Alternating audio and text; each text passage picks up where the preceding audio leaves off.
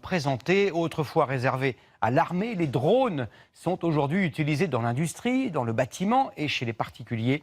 Olivier Santiqui et Christophe Nionac nous présentent les toutes dernières nouveautés. Elles ont été présentées au Salon du drone à Brétigny, près de Paris. Un skieur est enseveli quelque part sous la neige après une avalanche. Au lieu d'une recherche humaine, un drone localise l'émetteur de secours de la victime, largue un repère à l'emplacement exact. Gain de temps considérable pour les sauveteurs. Le salon Paris Région Expo de Brétigny-sur-Orge est un catalogue des applications de plus en plus nombreuses de ces engins.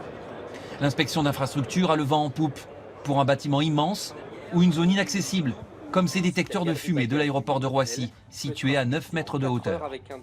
La surveillance contre les intrusions notamment est en train de connaître la même révolution. Demain, cette entreprise prévoit une intervention simultanée de robots aériens et terrestres. Ils peuvent collaborer ensemble. Si le robot se trouve limité dans son déplacement parce qu'il y a une barrière ou quoi que ce soit, il pourra demander au drone de prendre le relais et vice-versa. Automatiquement.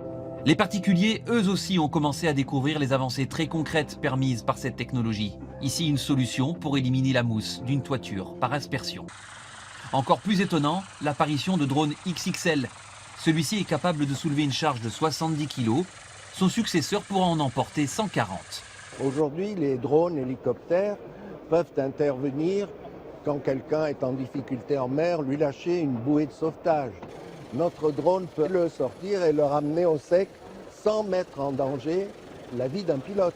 Effervescence des idées, excellence technique, la France est dans le peloton de tête mondial.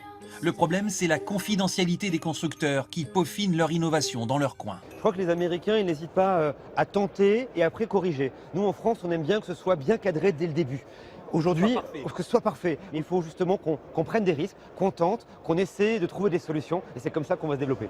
De quoi surtout éveiller l'intérêt et les commandes de nouveaux clients. La filière du drone professionnel représentait 250 millions d'euros l'année dernière. En 2020, elle pourrait peser 600 millions d'euros.